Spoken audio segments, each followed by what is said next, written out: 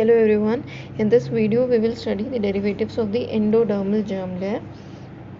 Now, in third week of intrauterine life, at the end of the third week we get three germ layers: ectoderm, mesoderm and endoderm. Endoderm is on ventral side, is placed ventrally. It forms the roof of yolk sac. It's the position of the endoderm. This is the yolk sac and the roof is formed by the endoderm. Now, as ectoderm, as we studied in the previous videos, that ectoderm forms the neural tube. As the growth occurs, cephalocaudal growth occurs, the neural tube expands. It starts lengthening. It causes the embryo to curve into the fetal position, into the head and the tail region. Lengthening of the neural tube, embryo curves into the fetal position, head and tail fold moves ventrally. Let's see in the diagram. This is ectoderm, mesoderm and endoderm. As the head and tail folds moves ventrally, endoderm get incorporated in between. As ventral body wall start closes, endoderm get incorporated within the embryo. Lateral body wall get folds into the midline. Lateral body folds from both left and right side. Ventral body wall closes completely into the midline except at the umbilical region. Now, this is the endoderm during the third week. As the folding as the embryo takes the fetal position, folding occurs, ventral body wall closes. This endodermal lining form a tube-like structure that is termed as primitive gut. Gut tube, and this gut tube is further divided into foregut, midgut and hindgut.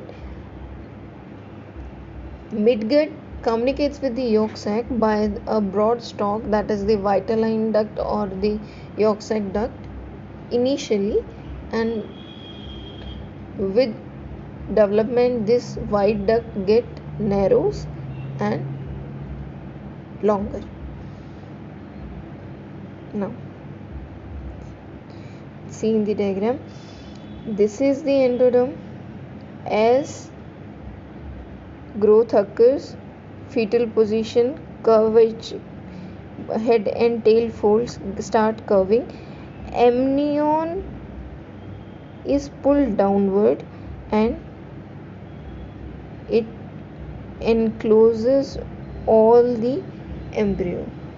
As the head and tail and the two lateral folds move ventrally, they pull the amnion down with them such that the embryo lies within the amniotic cavity and ventral body wall gets.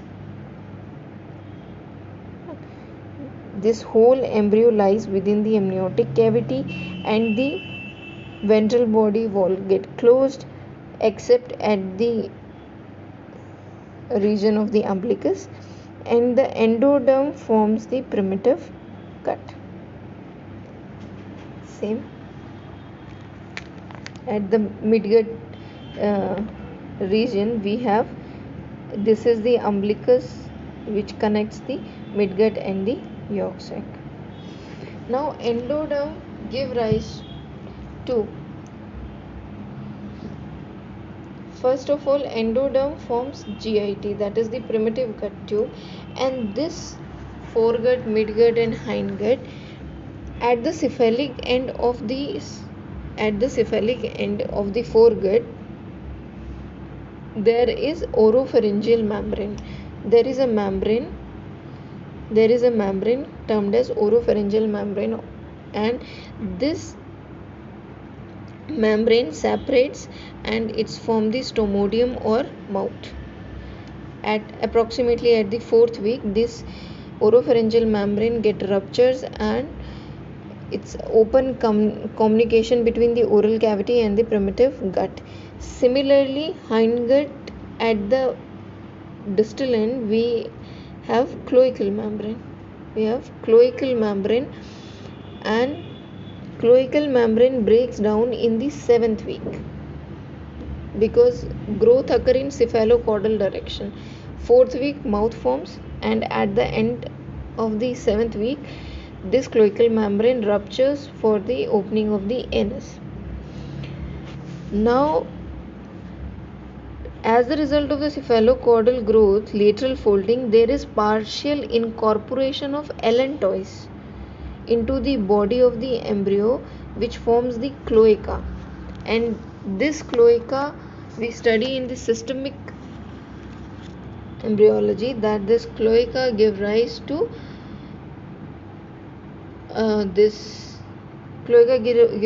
bladder and all this region. And from the foregut region, we get respiratory buds, and that forms the lining of the respiratory tract. This we will study in detail in systemic embryology. Then endoderm give rise to what? It give rise to epithelial lining of the respiratory tract. From foregut region, bud arises to form the parenchyma of thyroid, parathyroid, liver and pancreas. Reticular stroma of, because thyroid, parathyroid again from liver, pancreas from the gut. This primitive gut forms buds to form liver and pancreas. All this we study in systemic embryology. Now, reticular stroma of tonsil and thymus, epithelial lining of urinary bladder and urethra. Bladder from the cloaca, which formed by the incorporation of the allantois within the embryo.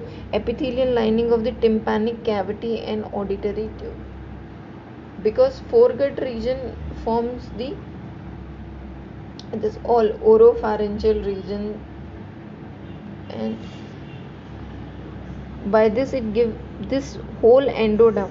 The main derivative of the endoderm is primitive gut tube that forms the GIT tract, and it forms the lining of the respiratory